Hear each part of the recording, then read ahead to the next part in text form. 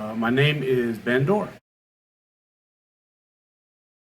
I was born in Rochester, New York in 1970. Lived there for just a year. We moved from there to St. Louis when my father got a job. And again, we moved again when I was 5. We moved to a hamlet outside of Asheville known as Weaverville. I went to college and went to Western Carolina University up in Cullowhee. Got a Bachelor's of Science in Criminal Justice while I was there. When I graduated, I had met my future wife at school, and we got married directly after college and moved here to Winston-Salem, North Carolina, where I then took a job after about a year. I finally started working with the Sheriff's Office of Forsyth County and recently retired with a full 30 years of service. The things we did when I was very young, every morning on Saturday mornings, we watch cartoons and then go have lunch and then come back to the TV 1 o'clock for Kung Fu theater. So me and my brother watched a lot of Kung Fu movies. And of course we'd watch an hour and a half, 2-hour movie, and then we'd go out in the backyard and spend the rest of the day kicking and punching and throwing stuff at each other, and just like brothers tend to do. Been a bit of a picked on child. Seems rather cliche, but I was bullied a little bit, so I thought that, I want to do some training to try to see if I can get the bullies to leave me alone. So I did take some karate with a gentleman in Asheville by the name of Roger Jones.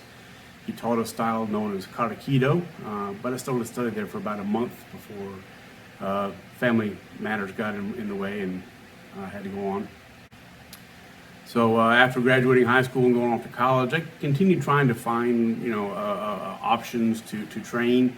Unfortunately, every time I come into somebody who had claimed to have a background in the martial arts or could teach me something, it was usually, oh, you learn this from that? That's BS. Don't listen to any of that. And I never liked that idea. Everything has some value. So I kept running into people who were very aggressive in how they sold their particular style of martial art, and were not very open-minded. So, but I kept looking for things. Eventually, as an adult, I wound up getting involved in wrestling, learning some wrestling, and then got involved in professional wrestling for a little bit, and learned quite a bit of things there, grappling and submissions and things of that nature. And when that period of my life passed on, then I had met Sensei Mike through work. He was a deputy sheriff also, and he kept pestering me to come here to the dojo and try it out. So eventually I relented and came in and said, hey, this is pretty good. I think I might be able to do this, and I've been training ever since. In terms of my current training, law enforcement self-defense training was something that I also gravitated to, did a lot of that. Due to the nature of the job. And then, of course, I started Waterloo here at JKI, and one thing I liked about JKI was the fact that they didn't poodoo any other style. They like, hey, if you know something, bring it, share it, let's all learn together, which was a great thing. I've been training here since 2006. I also started training in Okinawa and Kobudo, which is the weapons, in 2008 under Hanshi Doug Perry. And that was, had an interest, and I've continued that the direction of Shihan Dale. Again, it's going out, getting knowledge, sharing, bringing it back, and making each other stronger and smarter. What was karate done for me? Once I began training in karate, I think that the two biggest things that it has done for me is, one, I'm a relatively shy, introverted person. But because I'm in an area of like-minded people who all have a common focus, it's easier for me to make friends and to get to meet people because we have a common frame of reference to talk about. And this is really kind of my way of making friends. And over the years, not only do I have great, wonderful friends here, I've made great, wonderful friends from other styles from across this country. As well as I've had a chance to meet people from other countries who were here to train with some of my more senior teachers. Now I have a third pool of people that I'm friends with, and the more intermixed I can get them, the better, the happier I am. The other big thing that karate has done for me, in law enforcement, of course, we're tasked with going out and walking right up to the bad guy and saying, "You will do what I say," and then we have to be able to back that up.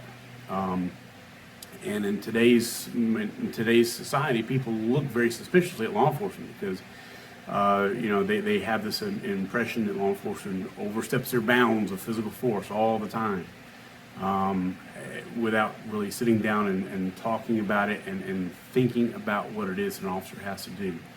What karate has done for me is it has allowed me to test myself. I know what I am capable of. So that question, when a confrontation arises between a potential bad guy and me, the officer, I no longer have to worry about what am I capable of because I've been tested. I've tested myself with my friends in the dojo. So I'm capable. I know what I'm capable of. I know what knowledge I have. That kind of removes that question. So I can remain calmer and more focused on the other person's needs, whether they feel a need to beat me up or try to beat me up, or if they need help. I can not worry so much about me, I can worry about them. That results in me exuding a calmness, a confidence. I think Sensei Mark talked about in his interview that he had a confidence.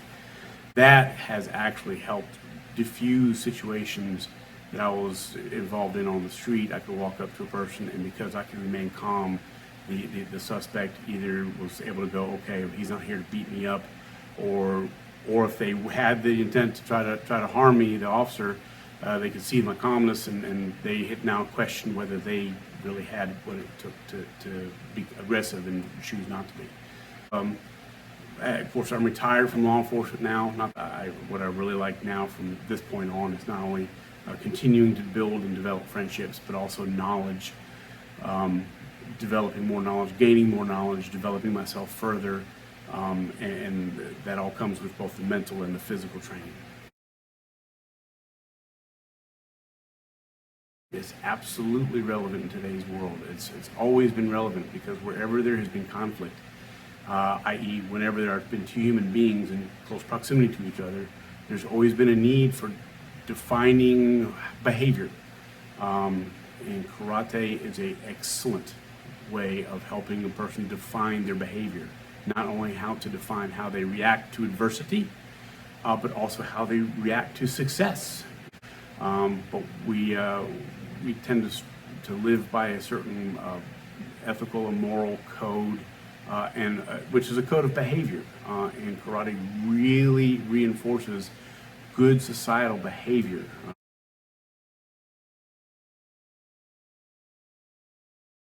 I would encourage anybody to give karate a try. Karate, the style of karate we practice, Wado-ryu, it's not just a striking karate. It's not. It has aspects of everything in it, from jiu-jitsu to wrestling to ground combat to stand-up combat. It's an excellent exercise, both mentally and physically. Take a few classes with us out here on the floor. Come by and meet me or Sensei Mark, Sensei Chris, Senpai Daniel, and try it out. I think you really will enjoy it, and hope to see you soon.